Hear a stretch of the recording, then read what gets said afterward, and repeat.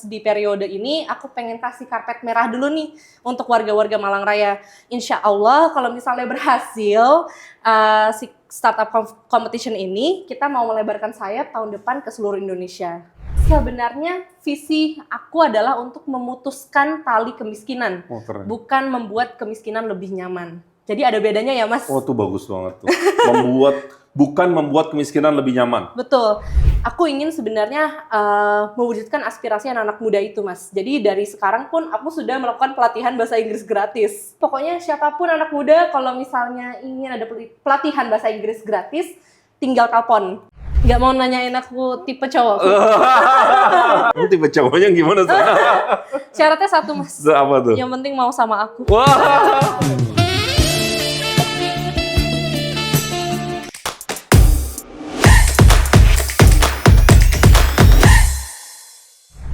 Assalamualaikum warahmatullahi wabarakatuh. Teman-teman, nih kita hadirkan calon anggota legislatif yang membantah stigma P3 itu partai orang tua gitu ya. Dan P3 partai tertua iya, karena usia 50 tahun. Memang the first among others kayaknya gitu ya. Kita yang pertama di antara yang lain. 5 Januari kita lahir, sekarang usia 50 dan besok jelang 51 tahun. Dan kehadiran politisi muda itu rasanya menggairahkan partai. Jadi partai ini insya Allah akan terus ada begitu ya, dan diisi orang-orang baru begitu. Salah satu yang hadir bersama saya adalah Asandra Salsabila. Assalamualaikum warahmatullahi wabarakatuh, pemirsa semuanya. Masya Allah. San, thank you udah datang. Thank you Mas sudah mengundang aku di sini. Ini pada kena prank ya. Begitu ya, mereka kan dari Mbak ke Kak gitu ternyata kan. dia yang paling junior. Begitu ditanya, Sandra usianya berapa? 24. Iya, semua ternyata lebih tua. Mohon maaf. Langsung duar-duar. San, thank you sekali lagi udah datang. Thank you juga Mas. Keren banget. Aduh, pengennya ngomong elo dari tadi. Gak apa-apa. Gak apa-apa. Gak apa-apa, gak apa-apa. Kemarin sama Gilang Dirga tuh lo gue. Oh iya. Gilang udah kesini, Aditya Herpavi udah kesini, banyak yang udah kesini. San, sekarang gue pengen kasih ruang buat temen-temen. Tentu sebagian udah kenal sama Sandra karena Sandra pasti udah ke Dapil. Utamanya Sandra itu ada di Dapil 5. Jawa Timur 5. Jatim 5 itu ada Kabupaten Malang, Kota Batu, Kota Malang. Betul. Indah banget ya. Iya, mantap. Tempat yang keren banget ya di Jawa Timur ya. Puncaknya Jawa Timur gitu ya. Kalau orang Jakarta. Amin, insya Allah. San, kita kepengen tahu nih, Sandra itu siapa sih? Mungkin boleh sedikit di-share ke teman-teman. Lu tuh siapa sebenarnya? Profile mungkin boleh di-share. Silakan, San. Oke. Aku ngadepnya kamera. Bebas. Ini boleh, itu boleh. Oke. Assalamualaikum warahmatullahi wabarakatuh. Waalaikumsalam warahmatullahi wabarakatuh. Halo, anak-anak Malang dan pemirsa yang kepo lainnya. Iya. Nama aku Sandra, usia aku sekarang 24 tahun. Tapi insya Allah kalau tentang berproses dan tentang karir dan pekerjaan, aku sudah punya pengalaman 6 tahun. Ya, jadi baru 24 tapi udah 6 tahun kerja nih guys. Kebetulan aku. Itu? Nah, lo akselerasi ya? Enggak. Oh iya, cerita. Nah, cerita aja ya. Cerita. Jadi, aku itu sebenarnya menempuh pendidikan di sekolah internasional, Bang, awalnya pas SMP. Terus pas abis lulus SMP, aku masuk junior college di ACCA namanya, itu dari UK, Badan Akuntansi dari UK. Dan di situ aku menempuh pendidikan D3. Jadi, pendidikan D3 ini aku tempuh di Jakarta, di Kelapa Gading kampusnya. Terus aku lanjut S1 di Singapura. Nah, setelah lanjut S1 di Singapura tahun 2017, umur 18 tahun, aku balik tuh ke Indonesia untuk meniti karir sebagai data professional. Wait, S1 kamu udah selesai di usia 18 tahun. Itu cepet dong ya? Iya, cepet sih. Kalau normal di Indonesia kan rata-rata 22-23 ya paling Iya, enggak? betul. Oh, di sana karena memang kurikulumnya berbeda mungkin ya. Dan cepet ya, 18 udah S1. Betul.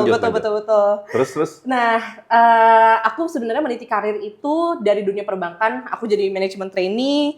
Mungkin teman-teman MT lainnya bisa relate ya. Aku anak data banget. Jadi aku big data, IT. Aku ngejalanin selama 6 tahun. Aku keliling-keliling dari Bank Danamon. Nggak apa-apa, boleh, boleh. Bebas. Oke. Bang Danamon, terus? Bang Danamon, terus aku pindah ke startup. Terus aku pindah ke pabrik obat di Merck Sharp Dome namanya. Dia kebetulan Forbes 500 Pharmaceutical Company juga. Oh iya? Betul, di Indonesia, cabang Indonesia. Terus terakhir aku di Bank Aladin Syariah sebagai Data Science Lead. Dan sekarang aku alhamdulillah part-time data consultant. Dan full-time politician? Dan full-time. Nah, kalau ini lucunya, aku kalau ditanya full-time-nya apa, aku jawabnya konsultan sih, konsultan data. Part-time-nya apa? Nyalek. Side hustle-nya ini. Tapi bukan berarti nggak serius ya? Mau berarti nggak serius. Ini serius ya? Tetap. Bercanda aja tadi. Oke. Tapi dua-dua itu alhamdulillah aku jalani dengan sepenuh hati. Iya. San, kapan mulai terpikir, ini kayaknya masuk politik deh? Kapan mulai? Aha momennya itu kapan? Oke, jadi sebenarnya Mas, aku tuh udah mulai tergelitik dari pengalaman aku bayar pajak tahunan dan aku merasa nominalnya tuh besar banget, Mas. Aku bayar tuh 30%. Jadi aku selama ini menduga nih, maksudnya bertanya-tanya gitu. Sebenarnya pajak aku ini lari kemana sih gitu kan? Mungkin ini pertanyaan-pertanyaan yang netizen dan pemirsa kepo di luar sana juga punya keresahan yang sama aku gitu. Dan di tengah-tengah aku punya semua pertanyaan ini, kebetulan mama aku duluan jadi bacalek dari P3 juga di Dapil Jakarta 2. Jadi dari situ dia sebenarnya istilahnya mulai ngode-ngodein anaknya kali ya. Kayak ini potensial juga nih anaknya. Iya.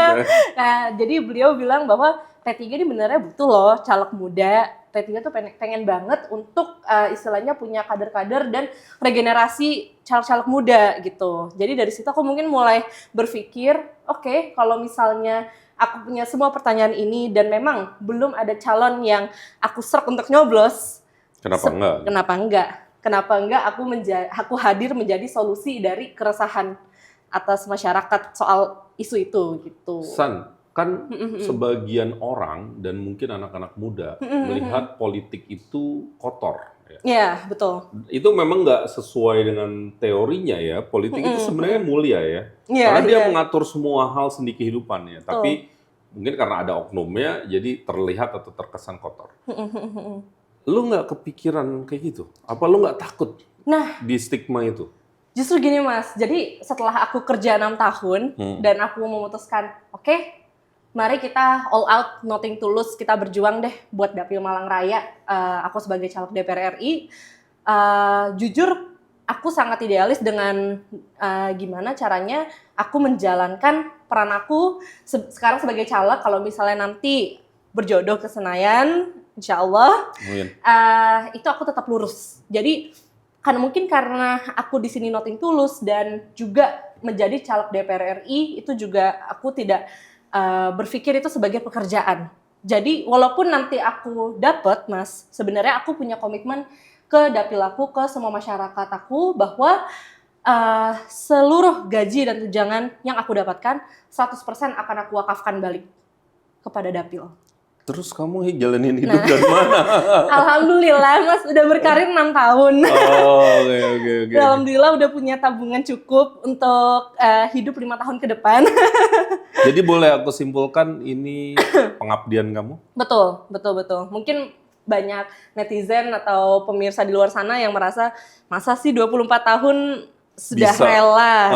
Istilahnya kan berarti karirku dilepas nih, yang sudah istilahnya apa ya, sangat susah aku jalanin. Kamu bangun begitu ya? Aku bangun reputasiku sebagai data profesional, terus dalam satu malam, semuanya hilang gitu kan. Aku start dari nol lagi gitu. Tapi memang aku merasa aku udah selesai dengan urusan duniawiku. Sekarang mungkin saatnya untuk aku berbalik, memberikan yang terbaik untuk masyarakat. Karena aku yakin dapil aku, warga-warga aku, mereka butuh bantuan itu. Mereka butuh pelayanan publik yang mereka deserve gitu. Jadi I'm just trying to fill that gap. Mungkin gitu Mas. Sandra nih muda tapi tua banget. Old soul banget ya. In a positive way ya maksud saya. Maksudnya orang tuh biasanya yang saya temuin di kursi itu ya, yang Iya. ngomong kayak gitu tuh 50-an ke atas ya, di Iya. saat mereka udah purna tugas. It's time to give it back, begitu kan, selalu kan kayak gitu ya. Tapi Sandra di usia 24 udah sangat mature, sangat dewasa, bilang kayaknya udah waktunya juga saya berbagi gitu ya, San. Ya? Betul. Oke. San, boleh cerita sedikit ya? Saya kepengen dalemin lagi soal San. Iya. Kalau data scientist tuh kerjaannya apa ya? Nah, karena ini janjian menarik untuk pekerjaan di DPR. Betul. Karena di DPR itu kan pada dasarnya membaca data, membaca undang-undang, merumuskan undang-undang akhirnya begitu ya, Betul. atau merevisi undang-undang. Betul. Data scientist itu apa ya?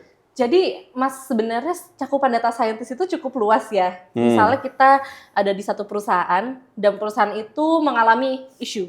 Apapun isunya, bisa jadi people issue, bisa jadi revenue issue, cost issue. Dan di situ perannya si data scientist atau si data analis untuk datang dan berdasarkan data, kita memberikan rekomendasi. Kita pertama diagnosa dulu nih, masalahnya apa ya perusahaan ini? Kenapa ya revenue-nya kok nggak berkembang? Cost-nya kok nggak turun? Kita diagnosa permasalahannya di mana, lalu kita dengan data kita mengolah untuk memberikan rekomendasi. Jadi misalnya nih Mas, contohnya, misalnya Mas punya bisnis seblak gitu ya. Ya, seblak. Nah, Iya, harus seblak kasih yang gampang-gampang, jangan oke. biar gampang mudengnya saya. Betul. Punya bisnis seblak. Misalnya seblak nih Mas. Tadinya growth-nya begini, terus tiba-tiba, loh kok tiba-tiba Turun. jomplang nih, turun banget. Kenapa ya?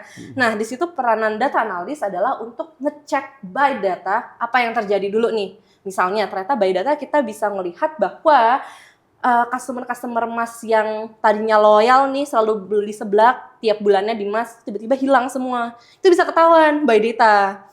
Nah, kita nggak stop di situ, kita juga memberikan rekomendasi. Jadi kita by data juga, kita biasanya ngelihat nih ada pattern nggak ya. Jadi ada historical pattern nggak sih, di mana kita bisa memenangkan hati customer kita yang tadinya loyal itu. Jadi misalnya mereka selama ini suka nih dapet ads di IG story gitu misalnya ya. Terus sejak kita stop ads, jadi turun sales kita gara-gara mereka nggak terpapar dengan ads itu lagi. Nah, itu rekomendasi kita. Berarti kalau misalnya mau win back nih loyal customers-nya, coba Masukin ads masukin lagi. ads lagi. Betul. Jadi everything is by data. Nah, pertanyaan Mas tadi menarik banget Mas sebenarnya. Apa hubungannya kerjaan sebagai data analis ataupun scientist dan DPR RI? Iya. Sebenarnya itu kan Mas.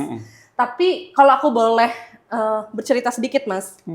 Yang aku lihat sebagai kacamata anak muda ya, anak muda yang awam bahkan. Ya. Aku melihat bahwa keputusan-keputusan ataupun pengawasan yang dilakukan DPR RI itu seringkali tidak berdasarkan data. Jadi apa yang mereka sampaikan di parlemen sama apa yang sebenarnya konstituen mereka bilang itu sama sekali berbeda. Betul. Padahal ketika kita melakukan survei ataupun kita melakukan focus group discussion, itu adalah data konstituen yang dimana kita bisa pakai untuk mengambil keputusan. Jadi misalnya nih, malah kan sekarang ada insiden banjir ya, semua orang lagi heboh, semua orang lagi komplain. Ya. Nah, kita bisa melakukan sebagai DPR RI, FGD dengan warga-warga yang terkena dampaknya, dan kita ngumpulkan nih, hasilnya apa dari diskusi itu. Oh, ternyata 50 orang bilang mereka setuju untuk misalnya dibangun fasilitas TPA untuk pembuangan sampah. Karena by the way, Malang sekarang banjir karena banyak sampah-sampah yang bikin jadi mampet. Karena itu ironi ya, Malang itu dataran tinggi, Betul. bisa banjir. Bisa banjir. Kalau kayak Jakarta dia cekungan, ada di muara 13 sungai, Betul. jadi make sense kalau banjir. Bukannya mengecilkan banjir, tapi logiknya masuk kalau dia... Iya, karena emang cekungan ya. Nanti Malang di tinggi, dia banjir gitu. Betul. Dan ternyata pas diselidiki itu karena sampah yang banyak. Jadi kalau misalnya kita ada focus group discussion di mana kita bisa collect data, oh ternyata 50 konstituen setuju adanya pembuatan TPA baru. Terus misalnya cuman 5 orang doang yang tidak setuju. Kita bisa bawa data itu sebagai bukti konkret bahwa konstituen kita itu ada suatu aspirasi yang ingin disampaikan. Dan itu harusnya dibawa ke parlemen as is. Jadi ada hard evidence, fact-based. Dan membaca data kan butuh science ya. Betul. Jadi makanya pas banget kalau kalian suka sama Sandra, nggak ada saya coblos. Karena mungkin kita udah waktunya butuh anggota DPR yang ngerti gimana caranya metik data. Karena data itu kan sering sekali masih raw. Orang bingung nih yang sebenarnya yang bermanfaat data yang sebelah mana gitu ya. Nah, kalau kita nggak tahu cara metik itu problem. Apalagi kalau ngomongin kualitas datanya. Kalau kualitas datanya buruk apalagi gitu ya. Jadi bagus banget orang-orang kayak Sandra nih yang tahu bahwa data ini berkualitas apa enggak dan gimana cara metiknya. Oke, saya mau memperkuat nih soal banjir ya. Kita juga udah riset. Di Dapil 5 Jatim itu ada data dari Badan Penanggulangan Bencana Daerah Kota Malang. Di sepanjang 2022 itu 211 kejadian banjir. Jadi itu sebenarnya emang problem gitu ya. Itu Problemnya sangat pasti berat. dampaknya luas tuh ke masyarakat ya. Betul. Oke, ini terima kasih nih Sandra langsung nge-bridging ke Dapil. Kita ngobrol-ngobrol soal Dapil ya. Oke, boleh Mas. San, setelah kamu turun ke Dapil dan kamu pasti juga meriset data-datanya ya dari macam-macam sumber. Apa yang kamu temukan? Apa masalah-masalah yang ada di Dapil yang kamu temukan? Oke. Yang pertama, Mas, di Kabupaten Malang itu Mas tahu nggak sih sebenarnya? Mas udah pernah main belum ke Dapil aku? Ke Malang aku alhamdulillah baru 2 kali. Oh, udah pernah ke kabupatennya belum? Belum, baru di Kota Malang sama baru Batu di Kota ya? Malang. Di Batu pernah, Malangnya pernah. I see. Oke. Mas tahu nggak sih, sebenarnya Kabupaten Malang itu Mas, itu kualitas wisata alamnya ataupun nature-nya gitu ya. Itu tuh sekelas Ubud dan Bali. Sebagus itu. Sebelah mana ya, San? Aduh, banyak banget, Mas. Banyak ya? Banyak banget. Jadi aku pernah waktu itu ke Pujon. Itu Pujon. bagus banget. Pernah dengar tapi saya belum pernah. Oke. Itu desanya keren banget, Mas. Indah banget ya? Indah banget. Desa Sidodadi itu indah banget. Harus Mas kunjungi. Oke. Suatu waktu. Terus juga kita punya daerah seperti Ampel Gading.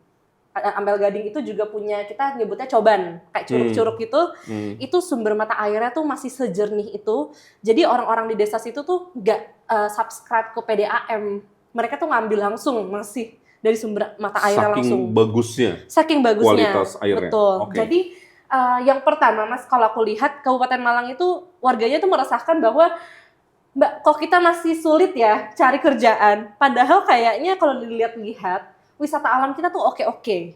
Kampung kita nih banyak potensi. Kenapa ya Mbak? Jadi yang pertama itu, lapangan pekerjaan ataupun income ya untuk memandirikan keluarga dan masing-masing individual. Yang kedua Mas, aku juga kemarin sering banget jalan-jalan ke Kalipare sama Ampel Gading. Lagi-lagi Ampel Gading ya. Yang sangat disayangkan di daerah-daerah kabupaten yang kalau misalnya kita tarik garis lurus ke Kota Malang itu jaraknya sangat jauh, itu infrastrukturnya itu masih sangat di bawah layak, Mas. Tepatnya infrastruktur apa yang di bawah? Jalanan. Jalannya Betul. masih jelek gitu ya? Masih jelek banget. Okay. Jadi aku punya satu anekdot. Ini yang istilahnya observasi gitu ya, Mas. Ketika aku di Kalipare. Kalau anak kecil di Jakarta, misalnya suka main-main terus jatuh, biasanya kan lukanya di sini ya, di sikut gitu. Nah, ini anak-anak kecil di Kalipare, mereka tuh banyak lecetnya tuh di telapak kaki. Karena jalanannya berbatu banget kan. Jadi Mas bisa bayangin anak-anak kecil gitu yang kadang misalnya pakai sandal terus kayak keserimpet atau apa.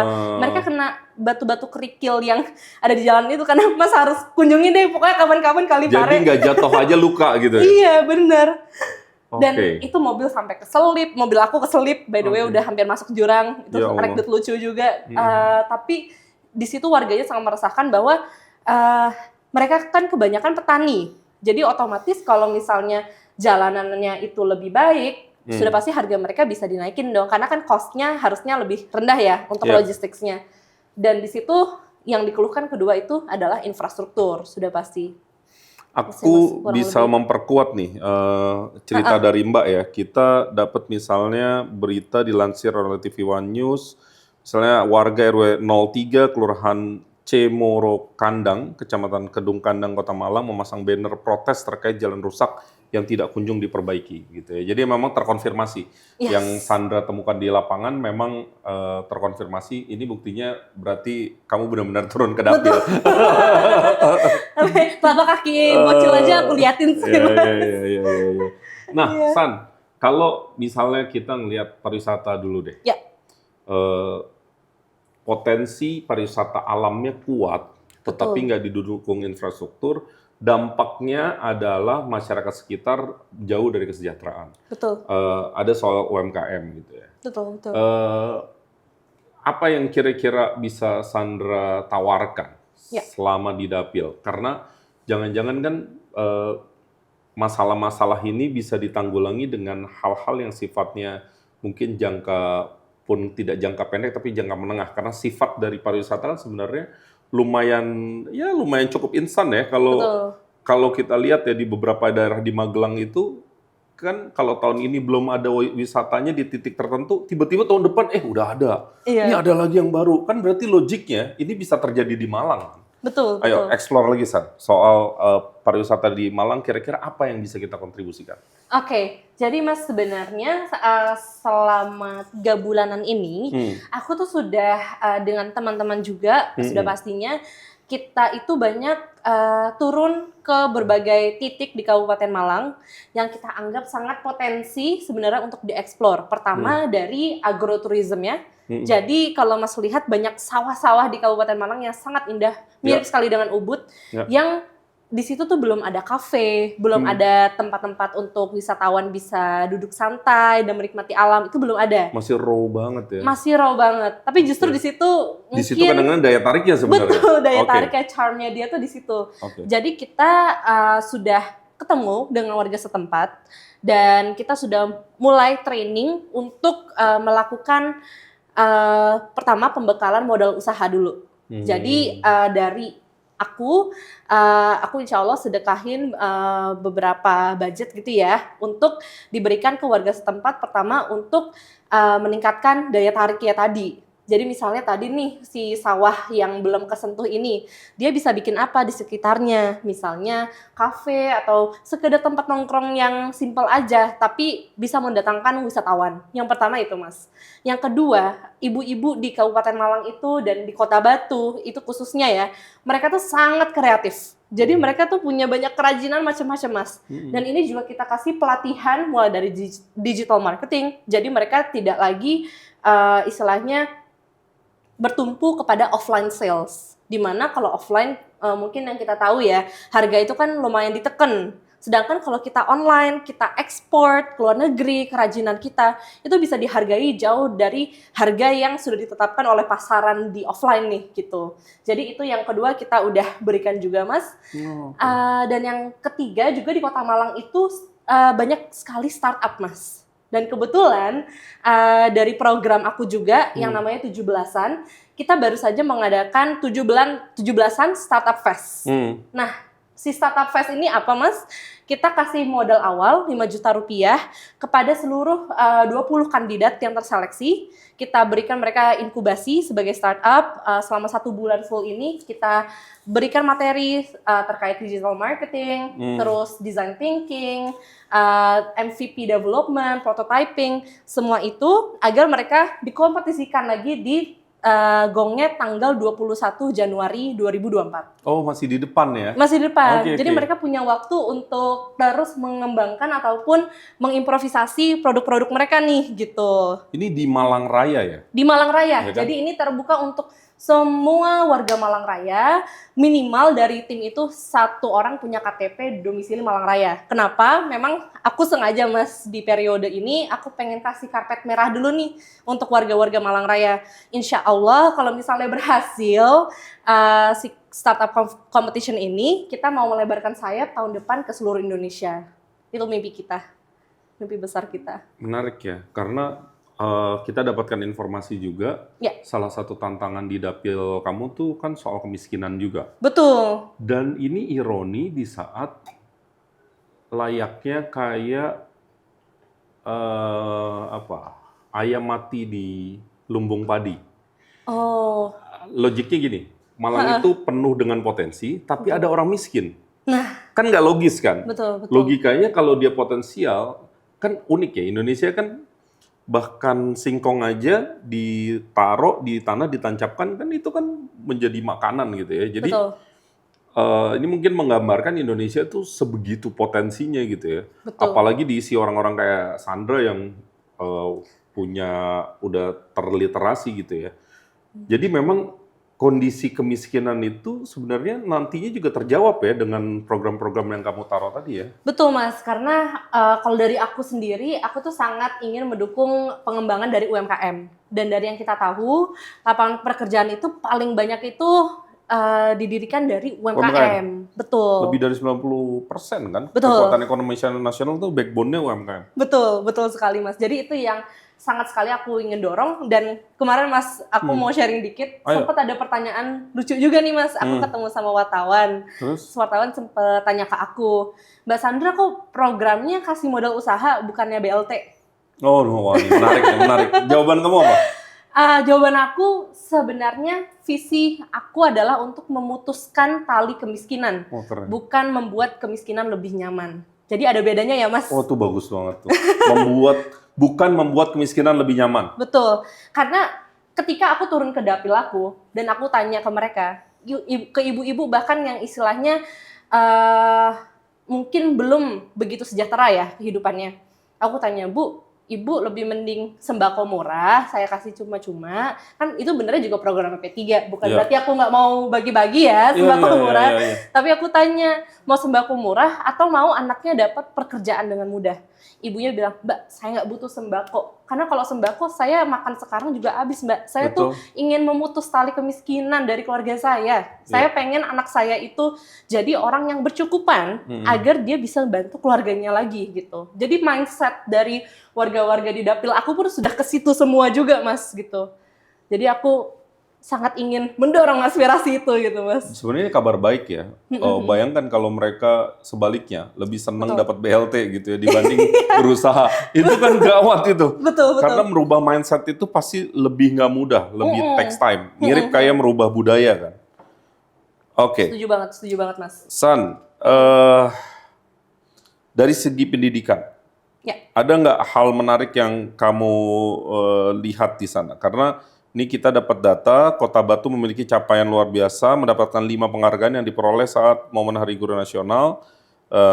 Dan kita ingin tahu ya, karena Sandra nih terdidik gitu ya. Bagaimana Sandra melihat pendidikan di Dapil Sandra? Oke, sebenarnya kalau aku turun ke Dapil dan ketemu sama warga-warganya, good news-nya itu adalah banyak sekali dari keluarga mereka, maupun mereka keluarga kelas sederhana, menengah ke atas, menengah ke bawah, semuanya itu sudah sadar akan pentingnya pendidikan. Makanya keluarga-keluarga di seluruh titik di Malang Raya itu minimal banget deh ngirim anaknya ke pesantren Mas. Karena mereka sudah ada pengertian bahwa edukasi itu penting. Tapi mungkin kalau dari aku sendiri, karena pendidikan itu hubungannya ke SDM ya. Dan di situ aku melihat sebenarnya masih ada gap Mas. Yang pertama, sebenarnya kalau kita lihat dari aspirasi dari anak-anak muda kabupaten kota dan Kota Batu dan Kota Malang, mereka itu banyak yang beraspirasi ingin bekerja di luar negeri. Jadi nggak melulu jadi TKI ataupun TKA, tapi pengen coba kerja di cruise ship misalnya, ataupun jadi nurse atau jadi farmers. Di formal sector ya? Betul. Dan mereka sangat amat punya energi dan istilahnya semangat Mas untuk mencari peluang di luar negeri. Tetapi handicapnya di sini adalah anak-anak muda ini itu belum terlalu terpapar dengan bahasa Inggris. Jadi belum ada pelatihan khusus di mana mereka dengan lancar bisa ngomong bahasa Inggris. Dan kalau misalnya kita bandingin Mas dengan anak-anak muda di Filipina, yang mereka dari muda itu bahasa Inggrisnya sudah terasah, makanya mereka lebih gampang untuk mencari opportunity di luar negeri. Aku ingin sebenarnya mewujudkan aspirasi anak-anak muda itu Mas. Jadi dari sekarang pun aku sudah melakukan pelatihan bahasa Inggris gratis. Dari sekarang. Udah berapa titik, San? Di Pagelaran, Bulu Lawang, udah 2, alhamdulillah, sama di Kota Malang, ya di Kota Malang 3. Dan itu kita ngelakuinnya rutin. Pokoknya siapapun anak muda kalau misalnya ingin ada pelatihan bahasa Inggris gratis, tinggal telepon. Oh, keren. Tinggal DM, tinggal datang posko Ada gitu. ini pun bukan nomor kamu, ada nomor kontak center? Ada. tim? Nanti Ada. aku share ya. Nanti share, kasih ke tim, nanti bisa dibantu ditaruh ya di CG ya, teman-teman ya. Siap. Jadi itu yang sudah aku lakukan, Mas. Dan yang kedua, dari sisi teknologi. Jadi karena aku orang data, Mas, aku tuh melihat sebenarnya peluang untuk remote working di mana mereka nggak usah keluar dari rumah masing-masing dan masih bisa memperkaya ekonomi lokal mereka. Mereka bisa melakukan remote jobs. Sebenarnya opportunity itu ada. Tetapi edukasi soal teknologi, data, AI belum terserap sama teman-teman di Malang Raya. Makanya aku juga ingin majukan dari situ, Mas. Karena aku lihat nih, kalau anak-anak mudanya kita bakal bonus demografi, nggak mungkin semuanya endingannya jadi petani, jadi misalnya bekerja di toko atau wirausaha. Harus ada jobs baru kan yang mereka bisa explore juga. Nah, sebenarnya jobs dengan soal data, AI dan teknologi itu bisa banget mereka rasakan gitu. Dan itu tren masa kini ya. Betul, ini tren masa kini, betul Mas. Orang bisa aja misalnya bekerja dengan perusahaan di Amerika, tapi kerjanya dari Malang. Remote, Ya, betul. remote kan.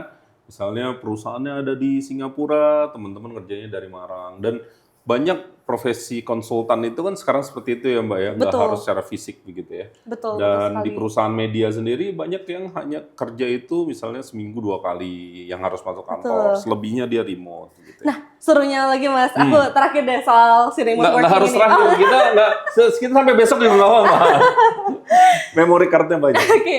Jadi, aku pengen shout out juga, di Kota Malang itu, creative agencies-nya itu reputasinya oke banget, Mas. Oh ya? Iya, tau nggak kenapa? Kualitas desainnya sama production mereka itu nggak kalah sama yang di Jakarta, tapi cost-nya di bawahnya Jakarta. Misalnya apa ya? Desain-desain apa yang di sana kuat ya?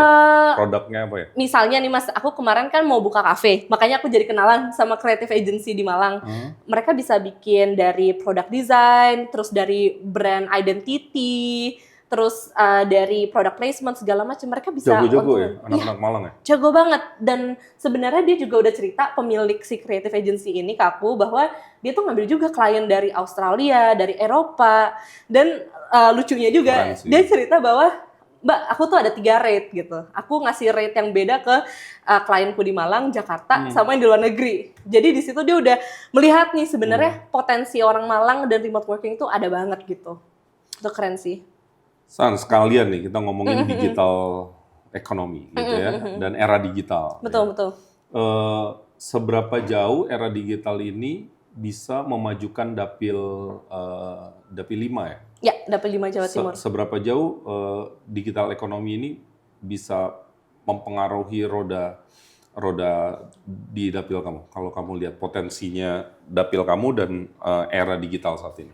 Oke. Kalau yang aku lihat dari yang sudah berjalan aja ya Mas, sebenarnya itu sudah sangat mempengaruhi. Karena kalau misalnya kita bayangin dari bisnis perspektif Mas, sebenarnya pengusaha di Malang Raya itu ada satu, istilahnya apa ya, mungkin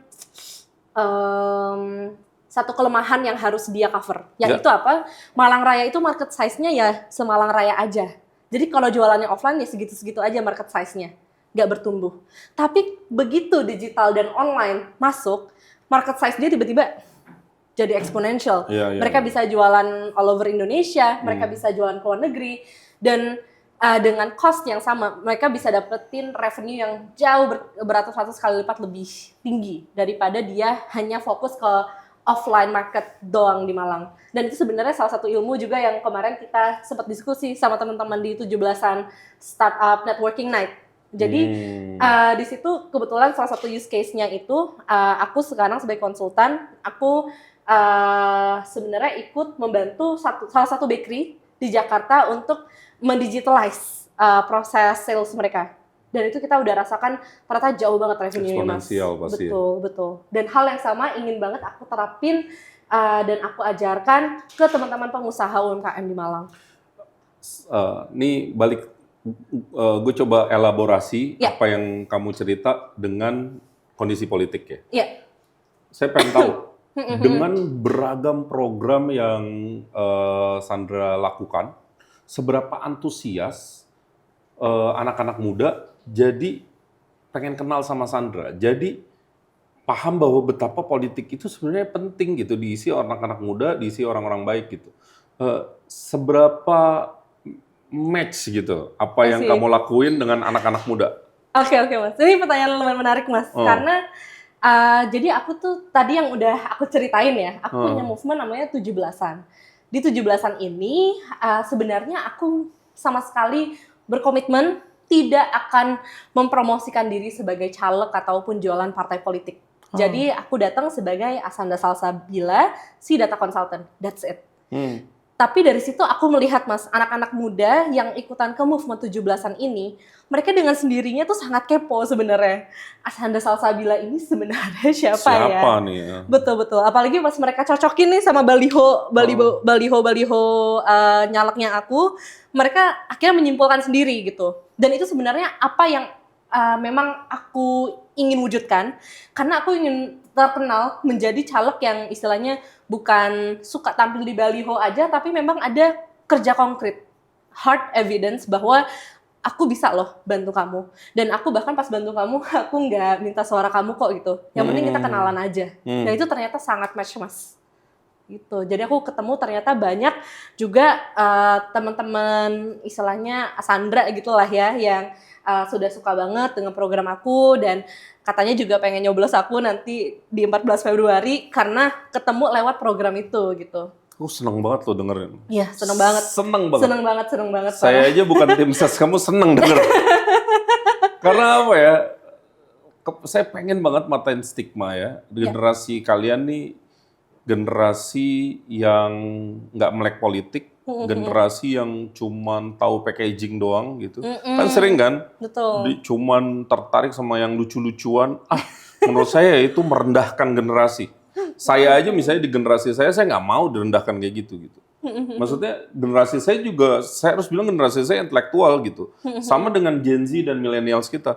Karena bahaya kalau kita mendowngrade ekspektasi kita terhadap generasi kita kan. Jadi kenapa kita bikin konten juga karena itu, San. Kita kepengen kasih semacam standar yang tinggi bahwa generasi anak mudanya Indonesia ini generasi yang siap. Kan kita nggak ngebayangin ya 2045 itu di saat harusnya kita Indonesia emas, tapi generasinya itu misalnya nggak kompeten. Betul. Dan saya percaya kalian tuh kompeten, gitu. Jadi saya senang dengar cerita-cerita Sandra barusan. Satu pertanyaan lagi sebelum kita masuk ke segmen terakhir. Kalau Sandra melihat ya, kan nggak semuanya anak muda nih pemilih Sandra. Betul. Ada juga yang senior ya, Betul. yang mungkin usia bapak ibu kita. Betul. Mungkin di angkatan saya gitu ya, di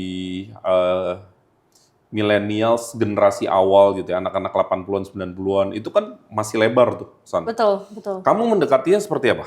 Nah, Mas, justru Mas, lucunya di sini Mas, menurut aku ya, khususnya ibu-ibu tuh menurut aku kadang lebih anak muda dari anak mudanya sendiri. Gitu energinya, wah gila, keren banget. Mereka bener-bener istilahnya pas ketemu aku gitu ya, mereka tuh come prepared. Bener loh Mas, mereka rela jauh-jauh datang, duduk, dan istilahnya ceritakan panjang lebar aspirasi mereka, nanya-nanya aku pertanyaan, itu selalu terjadi kemanapun aku pergi. Jadi di sini aku ngelihat sebenarnya ibu-ibu bukan berarti mereka antusias ya. Iya, bukan berarti generasi lama terus iya jadi diem-diem. Enggak Mas, justru mereka yang lebih militan. Sebenarnya itu kabar baik ya berarti ya. Betul. Yang Bang Sandi bilang kan kita punya strategi namanya strategi Samudra Hijau. Oh, apa tuh Mas? Justru aku baru tahu loh. Ada dua pilar ya. Apa tuh? Anak muda dan ibu-ibu atau emak-emak. Jadi ini strategi Samudra Hijau tuh itu. Ya kan ada Blue Ocean Strategy, ini strategi Samudra Hijau untuk menghadapi 2024. Jadi kita harus dekati anak muda, kita harus dekati ibu-ibu karena anak muda sangat potensial, karena ibu-ibu punya militansi, punya fanatisme dan seterusnya. Jadi kamu udah lakuin itu. Sudah. Terima kasih banyak dan mudah-mudahan banyak yang pilih kamu gitu ya. San, sekarang kita masuk ke pertanyaan cepat saja ya. Oke. Keputusan tepat atau keputusan populer? Keputusan tepat, sudah pasti. Oh, anak data ya. Iya, Kalau fact-based, hard cold facts, that's my thing. nggak lucu kalau salah ambil keputusan anak Iya, data. betul. Oke. Dalam mengambil keputusan tuh lebih senang kolaborasi atau keputusan sendiri? Kolaborasi. Kolaborasi ya? Betul, karena dalam mengambil keputusan itu kita perlu mengambil se-diverse-nya point of view. Jadi kita bisa istilah 360 Mas, kita ngerti dari semua pihak gitu. Menarik. Dan itu cocok tuh, karena di Senayan tuh kan nanti orang macam-macam ya. Betul. Memimpin dengan hati atau memimpin dengan akal? Wow, memimpin dengan hati. Aku percaya hati tetap nomor 1, Mas. EQ di atas IQ. Wah, keren. Dahsyat ini ya. Apalagi ya? Nih. Nggak mau nanyain aku tipe cowok. Kalau ini takutnya panjang. Wah, iya, Mas. Kamu tipe cowoknya gimana sih? Syaratnya 1, Mas. Apa tuh? Yang penting mau sama aku. Wah, banyak loh kalau mau sama Sandra. Masih jomblo? Belum menikah. Belum menikah. Oh, berarti dia diplomatis banget. Iya, betul sekali. Politisi. Ya. Politisi. Bagus, refleks yang bagus ya. Lebih suka berbicara atau mendengar? Mendengar. Oh iya? Ya. Oh tuh, itu menarik loh. Karena saya punya bosan, public speaker handal. Sebut saja namanya Helmiah ya. Wow. Langsung sebut brand. Iya ya. Orang mengenal dia public speaker, Ya. wah senang bicara, mungkin mirip kayak Sandra ya, kalau bicara cepat ya, dan banyak sekali ilmunya begitu ya. Tapi di luar pengetahuan orang, dia pendengar yang luar biasa. Jadi kalau waktunya mendengarkan, dia bisa 2 jam dengerin orang, nggak kasih komentar, nggak kasih apa. Benar-benar dengar, menyimak, pelajari gitu ya. Jadi pilihan Sandra juga ingin punya keunggulan mendengarkan tuh pilihan yang sangat mahal ya. Insya Allah. Karena kan kalau kita sering ngomong kan kita harus sering diisi kan. Betul. Jadi omongan kita akan semakin kuat ya, semakin menggetarkan. Oke, itu aja. Makasih. San, ini last but not least ya. Sekali lagi ini segmen yang sangat terakhir sebenarnya. Saya minta Sandra kasih himbauan ke anak muda, motivasi, ajakan, milih juga boleh karena ini musim kampanye. Nama segmennya Hai Anak Muda. Jadi emang kita dedikasikan untuk anak muda yang nonton. Spesifik emang untuk anak muda. Jadi cara bermainnya simpel, Hai Anak Muda, habis itu titik-titik. Nah titik-titiknya itu Sandra yang isi. Boleh ajakan, boleh himbauan, motivasi, jualan program juga boleh. Ya, feel free. Nanti mungkin tim kamu juga bisa potong partnya ini doang juga boleh, tapi ini akan ada di body program kita. Ya, Hai Anak Muda, terus Sandra lanjutin. Oke, Sandra silakan Hai Anak Muda. Ke sini. Oke. Aku jadi berpikir dulu. Berpikir dulu, tenang, tarik nafas. 2 jam. Oke, Hai Anak Muda, silakan Sandra. Hai anak muda, hai are-are Malang. Are-are, ingat ya, masa depan itu milik kita semua. Kalau misalnya kalian terus apatis mengenai politik dan isu-isu yang ada di negara kita, endingannya bukan suara kamu yang didengar, tapi suara mereka-mereka yang punya kepentingan yang lain. Jadi ingat are-are, walaupun bukan aku yang dicoblos, aku nggak apa-apa, tapi yang penting kamu tahu siapa betul-betul yang kamu coblos. Itu pesan aku, pertama. Terus yang kedua, are-are Malang, sekarang dengan program 17-an Sandra, banyak sekali hal-hal yang are-are bisa lakukan. Yang pertama, pelatihan gratis mencari pekerjaan, membuat CV, interview, dan pelatihan bahasa Inggris yang bisa kalian akses dengan mudah. Yang kedua, juga ada pemodalan untuk usaha dan juga pelatihan untuk mengembangkan usahanya sampai ke tahap pemasaran. Jadi are-are tidak ada lagi excuses untuk menjadi mager-mageran. Oke? Mari kita bangun Gen Z, Millennials yang lebih baik untuk Indonesia Mas 2045. Wih. Dahsyat Sandra nih. Aku seneng banget loh ketemu Sandra. Seneng banget. San, podcast kita juga dilengkapi oleh tim komunikasi politik, konsultan politik. Ada beberapa saran dari mereka. Saya yakin sebagiannya mungkin sudah dilakukan, tetapi anggap saja ini sebagai pengingat setidaknya. Teman-teman konsultan sampaikan wilayah Jatim 5 itu cukup luas daerahnya. Karakteristiknya sebenarnya tidak jauh berbeda. Kemudian Malang salah satu kota pelajar di Indonesia, dan teman-teman melihat profil Mbak Sandra nih cocok banget bagi pemilih di sana, baik millennials maupun Gen Z. Kemudian diharapkan bisa mempertajam strategi kampanye digital, kemudian micro targeting untuk menyebarluaskan program kampanye dari Mbak Sandra. Kemudian perkuat juga tidak hanya di perkotaan tetapi di pedesaan, karena sebagian pemilih ada di pedesaan. Kemudian yang paling diharapkan juga punya concern terhadap akses pendidikan, peningkatan taraf hidup untuk pedesaan, dan di perkotaan fokus pada ekonomi digital dan juga pengembangan UMKM, milenial dan juga pariwisata. Wow, mungkin mantap. Itu masukan dari teman-teman. Siap. Mudah-mudahan bisa bermanfaat. Siap, Mas. Siap. Sandra, it's a pleasure to have you. Terima kasih sudah main ke sini. Terima kasih juga, Mas.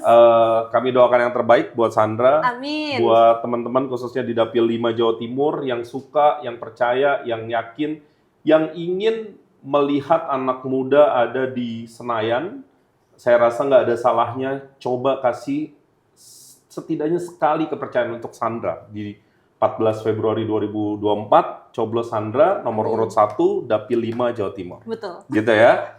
Sukses selalu buat Sandra. Terima kasih banyak, Mas terus, Imam. fight terus. Thank kurang you. dari 60 hari lagi. Kita akan lihat hasilnya. Semoga yang terbaik diberikan Allah. Semoga kemudahan, keberkahan bisa ada di Sandra dan tim. Amin. Terima kasih banyak, Mas. Teman-teman sukses. Terima kasih udah menyaksikan. Jangan lupa subscribe, like, share kalau merasa konten ini bermanfaat. Saya Imam Priyono. Assalamualaikum. Sampai Dadah. jumpa.